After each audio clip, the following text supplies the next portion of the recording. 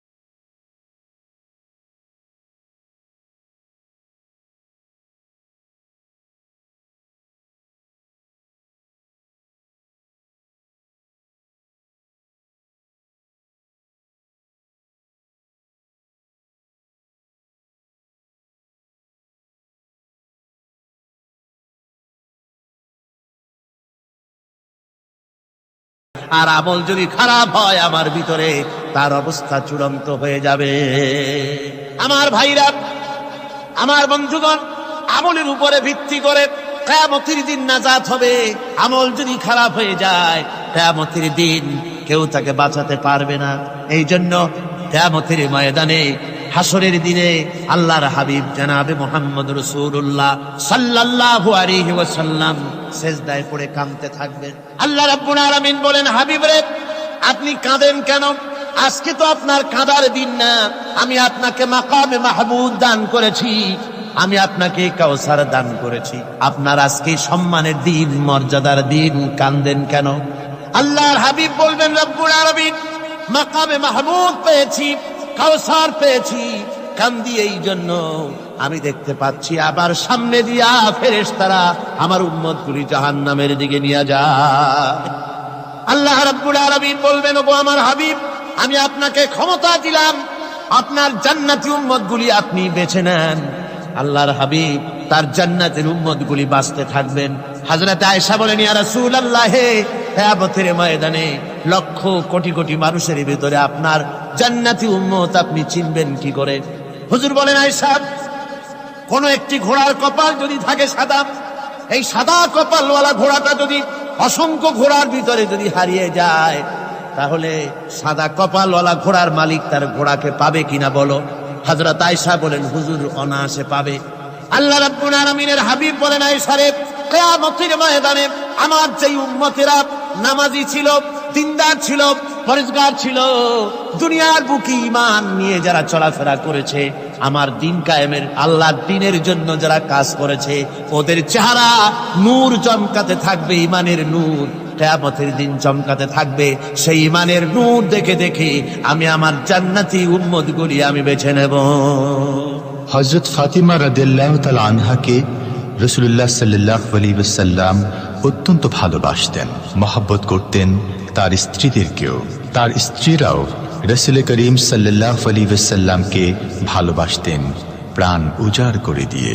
নবীজি বলেছেন, কন্যার পিতাদেরকে গালি দিও না। অনেকে টিটকারি করে, বারবার মেয়ে হয়, ছেলে একটাও হয় না, সেই জন্য টিটকারি বটকারি করে। আল্লাহর নবী বলেছেন, মেয়ের পিতাকে গালি দিও না, ঠাট্টা করো না, যেহেতু আমি মুহাম্মদ রাসূলুল্লাহ সাল্লাল্লাহু আলাইহি ওয়াসাল্লাম, আমি মেয়েদের পিতা, আমি নিজে মেয়েদের পিতা। খাও না, মেয়েদের পিতাকে গালি দিও না। রাসূলুল্লাহ বলেছেন, আকাশের নিচে জমিনের উপরে খাদিজার মতো মহিলা আর নাই।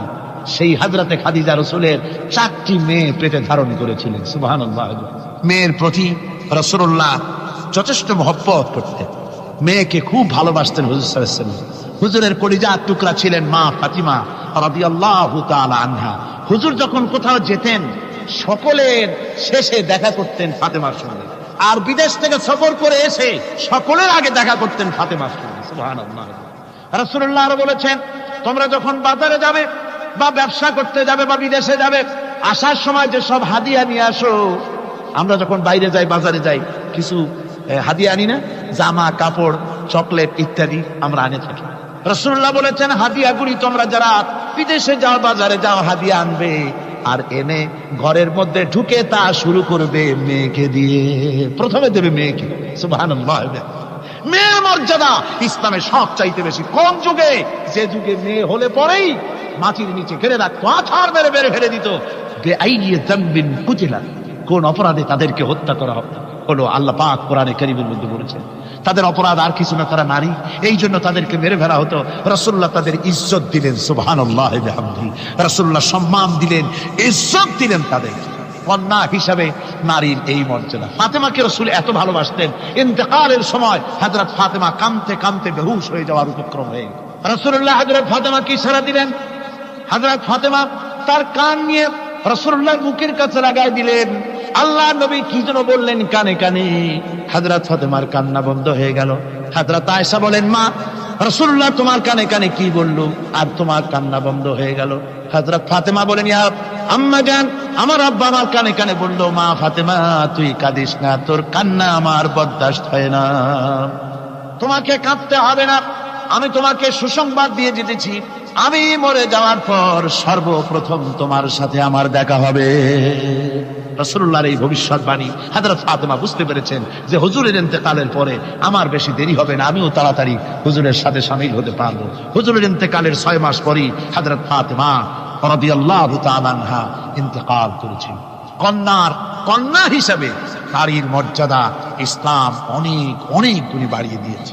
এই কন্যা শিশু কৈশোর যৌবন পেরিয়ে যখন যৌবনে তার বিয়ে হয়ে যায়, আল্লাহ রাব্বুল আলামিন তখন বলেন, ওয়া মিন আয়াতিহি আন খালাকা লাকুম মিন আনফুসিকুম আজওয়াজান লিতাসকুনু ইলাইহা ওয়া জাআলা বাইনাকুম মাওয়াদ্দাতান ওয়া রাহমা।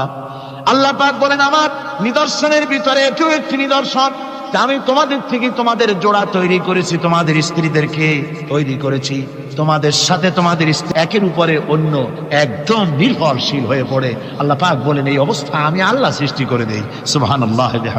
স্ত্রীকে রাসূলুল্লাহ কত ভালোবাসতেন।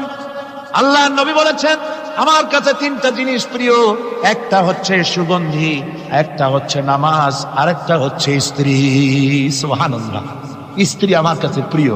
হুজুর বলেছেন, তোমাদের মধ্যে সেই ব্যক্তি উত্তম যে ব্যক্তি তার স্ত্রীর কাছে উত্তম, আমি আমার স্ত্রীদের কাছে উত্তম ব্যক্তি। সুবহানাল্লাহ। রাসূলুল্লাহ স্ত্রীকে কত ভালোবাসতেন। বিশ্বনবী রাজনৈতিক কর্মকাণ্ড চালাচ্ছেন, যুদ্ধের দামামা বাজতেছে, চতুর্দিকে কত অশান্তি, সবকিছু চলছে, স্ত্রীর হক আদায় করতে ভুলে যাননি।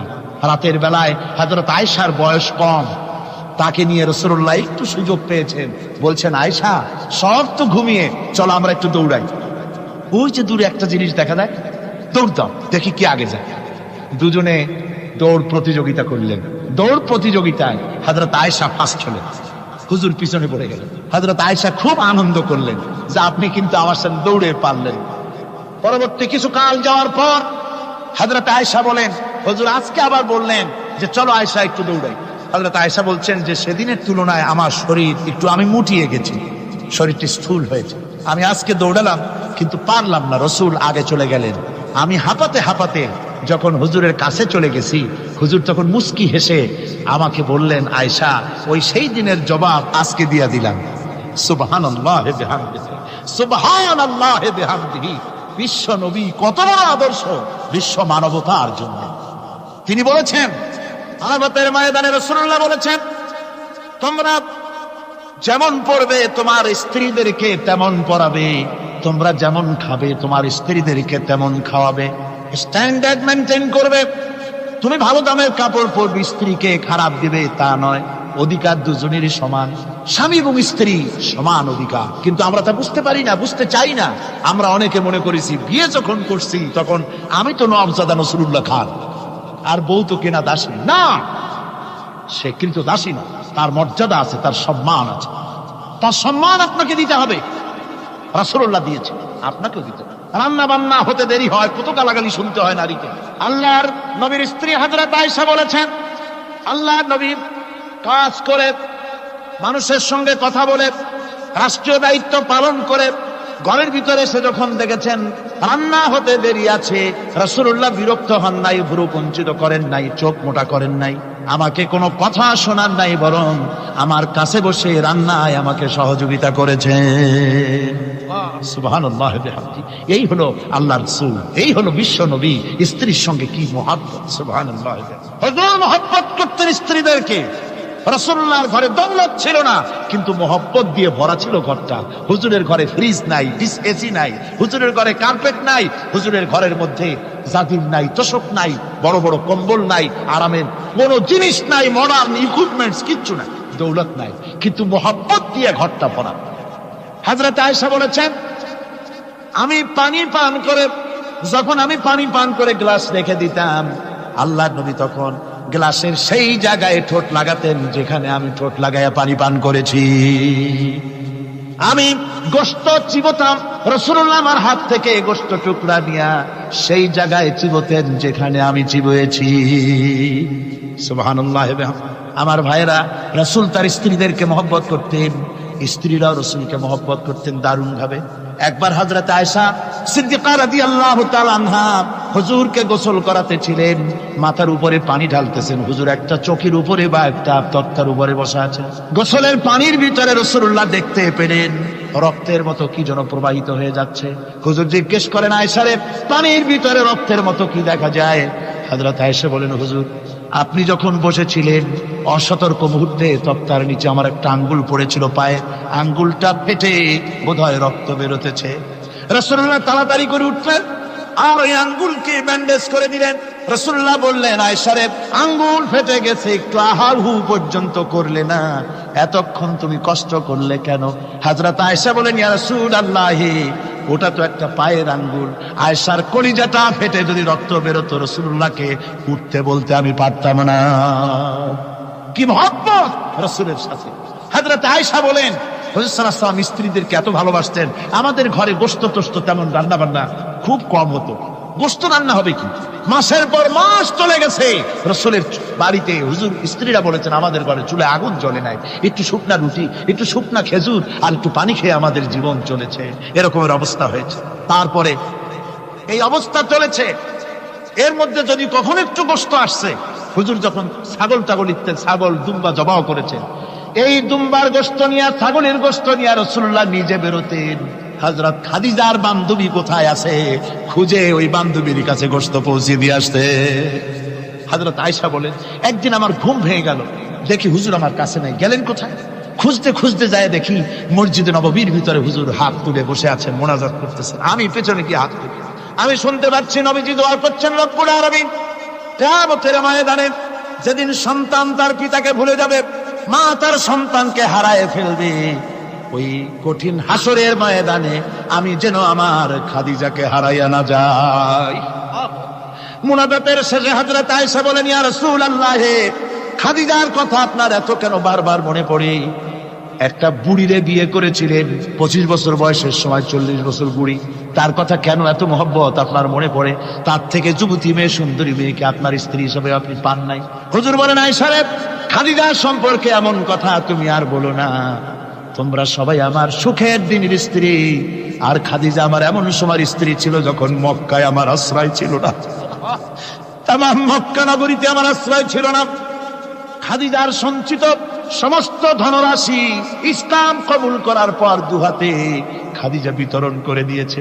হযরত আয়েশা বলেন, হুজুর আমার গোস্তাকি মাফ করে দেন, আমি আর এরকম বলবো না, তবে খাদিজা সম্পর্কে আমার কিছু একটু শুনান। হুজুর বলেন, আয়েশা রে, শোনো, গভীর রাত, যত রাত হোক না কেন, ইসলামের দাওয়াত দিয়ে দিয়ে গভীর রাত্রে আমি যখন বাসায় ফিরেছি, ঘরে এসেছি, দরজায় একটা মাত্র ডাক দিয়েছি, খাদিজা, অমনি দরজা খুলে গেছে। আমি জিজ্ঞেস করেছি, খাদিজা রে, যত রাত্রে আসলাম, যতবার আসলাম, একটা ডাকের বেশি লাগলো না, তুমি কি ঘুমাও না? হযরতে খাদিজা বলেছেন, ইয়া রাসূলুল্লাহ, আমার মনের ভিতরে ভয় থাকে, আল্লাহর রাসূল দিনের খেদমতে বাইরে আছেন, আমি যদি আরামে বিছানায় ঘুমায় থাকি আর নবীজি দরজার কাছে দাঁড়ায় আমারে ডাকাডাকি করবেন, উঠতে যদি দেরি হয়ে যায় নবীজির সঙ্গে বেয়াদবি হয়ে যাবে, এই মনে করে আপনি না আসা পর্যন্ত দরজার সাথে পিঠ লাগাই আমি দাঁড়াইয়া দাঁড়াইয়া ঘুমাই। আমার ভাইরা, হযরতে খাদিজার ইজ্জত স্বয়ং আল্লাহ দিয়েছেন। কে দিয়েছে? হাদিস শরীফে এসেছে, রাসূলুল্লাহ জাবালে নূরে বসা, গারে হেরার ভিতরে বসা, হযরতে জিবরাইল রাসূলুল্লাহর সঙ্গে কথা বলতেছেন। একটু পরে হযরত জিবরাইল বলেন, ইয়া রাসূলুল্লাহ, আমি আর এখানে বসবো না, আমি এখন চলছি, আমি দেখতে পাচ্ছি খাদিজা আসতেছে আপনার জন্য খাবার নিয়ে। খাদিজা যখন আপনার কাছে পৌঁছে যাবে, আপনি খাদিজাকে শোনায় দিবেন আল্লাহ রাব্বুল আলামিন খাদিজাকে সালাম জানাইছে। সুবহানাল্লাহ। রাসূলুল্লাহর কাছে হযরতে খাদিজা যখন আসলেন, হুজুর বললেন, খাদিজা, আজকে তোমার জন্য দারুণ সুখবর। বলে কি? বলে, আল্লাহ পাক জিবরাইল কেমন উঠে গেল আমার কাছ থেকে, জিবরাইল বলে গেল আল্লাহ তোমাকে সালাম বলেছে। হযরত খাদিজা কেঁদে ফেললেন, বললেন, ইয়া রাসূলুল্লাহ, আমার নারী জন্ম সার্থক, আল্লাহ আমাকে সালাম বলেছে, এর জবাব কেমনে দিতে হয় হুজুর আমি তো জানি না, আপনি আমার পক্ষ থেকে আল্লাহর সালাম কিভাবে দেওয়া লাগে আপনি দিয়ে দিন, আমি তো বুঝি না কেমনে আল্লাহর সালামের জবাব দেব। হুজুর বললেন, খাদিজা, শুধু আল্লাহ নয়, জিবরাইলও তোমাকে সালাম বলে গেছে। হযরতে খাদিজা বললেন, হযরত জিবরাইলকে আমার সালামের জবাবটা ওয়ালাইকুম আসসালাম বলেন। হযরত খাদিজার এই মর্যাদা ছিল। আমার ভাইরা, রাসূল পাক সাল্লাল্লাহু আলাইহি ওয়াসাল্লাম এভাবে মহব্বত করেছেন স্ত্রীদেরকে। সুতরাং স্বামী স্ত্রীর মহব্বত আল্লাহর জান্নাতি নিয়ামত। কিসের নিয়ামত? যে ঘরের মধ্যে স্বামী স্ত্রীর মধ্যে মিল মহব্বত আছে এটা বেহেশতের মতো, আর যেখানে মিল মহব্বত নাই এটা জাহান্নামের মতো। ঠিক কি?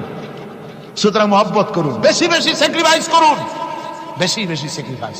নারীদের ব্যাপারে বলা হয়েছে, পুরুষকে বলা হয়েছে অধিকার আদায় করো, সব ব্যাপারে সমান অধিকার। কিন্তু নারীকে একটা ব্যাপারে বলা হয়েছে, নারী শোনো, পুরুষের মর্যাদা তোমার চাইতে আল্লাহ রাব্বুল আলামিন বেশি দিয়েছেন। আর রিজালু কাওয়ামুনা আলান নিসা, নারীদের উপরে পুরুষের প্রাধান্য আল্লাহ পাক দান করেছেন। একজন সাহাবী বলেছিলেন, ইয়া রাসূলুল্লাহ, জংলি উট দেখলাম আপনার পায়ের উপরে সেজদায় পড়ে গেল, আপনি যদি আমাদেরকে অনুমতি দিতেন না আপনাকে আমরা সেজদা করতাম। আল্লাহর নবী বললেন, মানুষ মানুষকে সেজদা করা এ পারমিশন যদি আমি দিতাম তাহলে দুনিয়ার সমস্ত স্ত্রীদেরকে বলতাম তারা যেন তাদের স্বামীকে সেজদা দেয়। স্বামীর মর্যাদা এখানে বেশি। সুতরাং অধিকার সমান, কোনো সন্দেহ নাই, কিন্তু স্বামীর একটা আলাদা মর্যাদা আছে, সেই সম্মানও তাকে দিতে হবে। এরপরে এই সমান অধিকারের ভিত্তিতে স্বামী স্ত্রী চলতে থাকে, মাঝখানে আল্লাহ পাক তাদেরকে সন্তান দান করেন। আল্লাহ তাদেরকে, নারীকে লেখাপড়ার অধিকার দিয়েছেন, ইসলাম তাকে লেখাপড়ার অধিকার দিয়েছে, শিক্ষার অধিকার দিয়েছে। হযরত আয়েশা সিদ্দিকা রাদিয়াল্লাহু তাআলা আনহা শিক্ষয়িত্রী ছিলেন, হাফেজা ছিলেন, হাদিসের হাফেজা ছিলেন, কোরআনের হাফেজা ছিলেন, হাজার হাজার সাহাবায়ে কেরামদের তিনি ওস্তাদ ছিলেন। সুবহানাল্লাহ। নারীদের ব্যাপারে অধিকাংশ মাসালা হযরত আয়েশা সিদ্দিকা রাদিয়াল্লাহু তাআলা আনহার অবদান। সুবহানাল্লাহ। নারী যুদ্ধ করেছে, যুদ্ধের ময়দানে নারীর অধিকার আছে। নারী চাকরি করতে পারবে, নারী ব্যবসা করতে পারবে, নারী লেখাপড়া করতে পারবে, নারী সেনাবাহিনীতে যেতে পারবে, নারী সব করতে পারবে, কিন্তু পর্দার মধ্যে। জনৈক সাহাবী ইসলাম গ্রহণ করার পরও রাসূলুল্লাহ সাল্লাল্লাহু আলাইহি ওয়াসাল্লামের কাছে অনুশোচনা করছিলেন তার কন্যা সন্তান নিজ হাতে হত্যা করার জন্য। আমাদের প্রিয় নবী এ কথা শুনে কেঁদে ফেললেন। একটা লোক গিয়ে কাঁদতেছিল মুসলমান হওয়ার পরও। হুজুর কয়, কান্দো কেন? কই যে এই যে আমার গুনাহ কি মাফ হয়েছে? হুজুর বলেন, হ্যাঁ মাফ হয়ে গেছে। কলেমা পড়ছো, মাফ হয়ে গেছে। কয় যে হুজুর আমি তো মারাত্মক গুনাহ করছি। বলে কি? বলে আমার একটা মেয়ে, সেই মেয়েটাকে নিয়ে আমি, ঘটনা লম্বা, আমি সংক্ষেপে বলতেছি, মেয়েটাকে ফাঁকি দিয়া তারে আমি মারবো, বুঝতে দেই নাই আমার বউরে। বললাম চলো বেড়াইতে যাই, মেয়েটা আমার সাথে সাজাই দিয়েছে, তার মা বেড়াতে নিয়ে যাবো এই কথা মনে করে। মেয়েটা কদ্দূর যায়, আবার আব্বা আব্বা বলে আমার দিকে ফিরে আসে, আবার পিছনে থাকে, আবার আব্বা আব্বা বলে জড়ায় ধরে। এইভাবে করতে করতে যখন নির্জন এলাকায় গেলাম, আমি পাহাড়ের পাশে গর্ত খোঁড়া আরম্ভ করলাম। গর্ত কুচি আর মাটি ছিটে এসে আমার দাড়িতে লাগে। বাচ্চা মেয়েটা আমার কাছে এসে দাড়ি দিয়ে ধুল ছাড়ায় দেয়, কয় আব্বা তোমার দাড়িতে ধুল লাগতেছে, তুমি এই কষ্ট করতেছো কেন? মেয়ে তো বোঝে না যে আমি তার জন্য কবর খুঁজতেছি।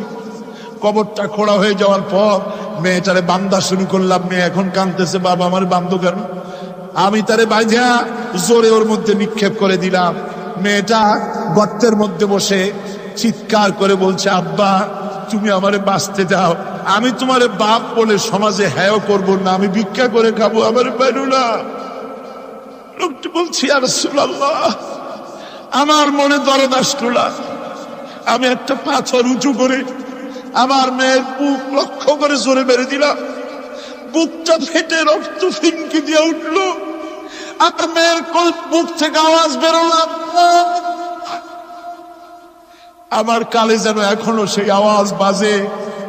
হাদিস শরীফে এসেছে, হুজুরের চোখের পানি দাড়ি ভিজে ভিজে জামার উপরে পড়তেছিল। হুজুর বললেন, না হারে, মানুষও পারে এরকম কাম করতে। পৃথিবীতে নারীর যখন কোনো সম্মান ছিল না, মর্যাদা ছিল না, সেই সময় আমার রাসূল, আমার বিশ্বনবী নারীদেরকে সম্মানের হাত ধরে গর্তের ভিতর থেকে উঠাইয়া রানীর সিংহাসনে বসায় দিলেন।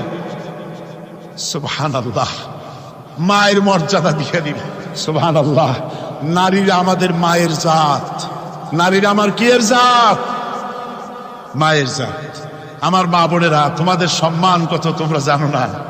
আমরা পুরুষ, আমাদের পায়ের তলে জুতা, আর তোমরা আমাদের মায়ের জাত। তোমরা নারী, তোমাদের পায়ের তলে আল্লাহর জান্নাত।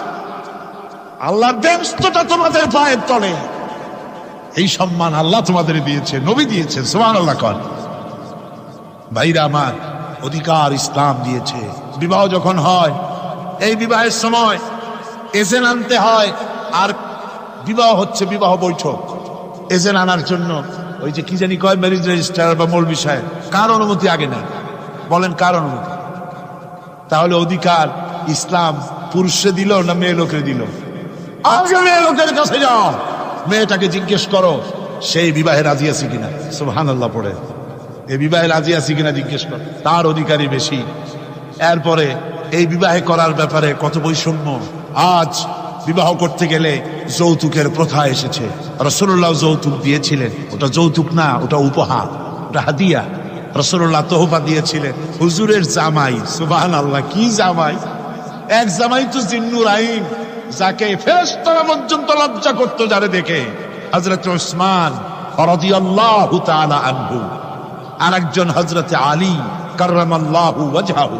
হযরত আলী, যার সম্পর্কে রাসূল পাক সাল্লাল্লাহু আলাইহি ওয়াসাল্লাম যাকে কত সম্মান দিয়েছেন, কত মর্যাদা দিয়েছেন, এই হলো হযরত আলী হুজুরের জামাই।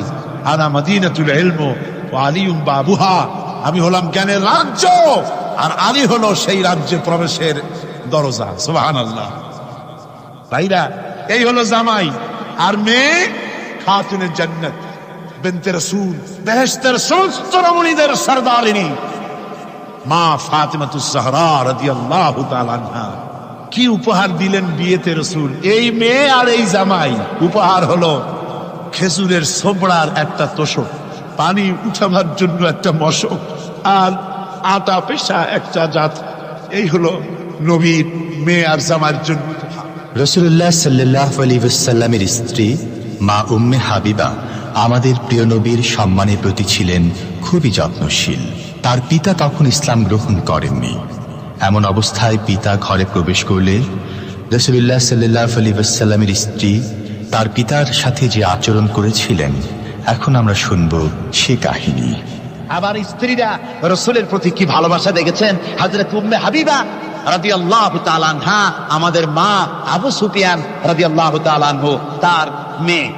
তার কাছে আবু সুফিয়ান তখনও কাফের। সেই কুফরি হালতে মেয়ের ঘরে গিয়েছেন। যাওয়ার পরে হযরত উম্মে হাবিবা বাপ যখন বসতে গিয়েছেন, তখন উম্মে হাবিবা বলছেন যে আব্বা একটু দাঁড়ান। এই অবস্থায় দাঁড়াতে বলে বিছানাটা উল্টায়া দিয়া তারপরে বললেন যে বসেন। বাপ মনে খুব দুঃখ পেলেন। আবু সুফিয়ান বললেন, মা উম্মে হাবিবা, আমি তোমার পিতা, ভালো একটা বিছানা থাকলে তাই বিছায় দেওয়া উচিত ছিল। আর তুমি বিছানাটা উঠাইয়া তারপরে আমার খালি জায়গায় বসতে বললা, আমি তোমার ব্যবহারে আহত হলাম।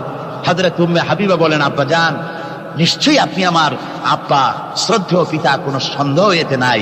কিন্তু আপনি একজন কাফের। আল্লাহর রাসূল যে বিছানায় বসেন, সেই বিছানা আমি একটা কাফেরকে বসতে দিতে পারি না।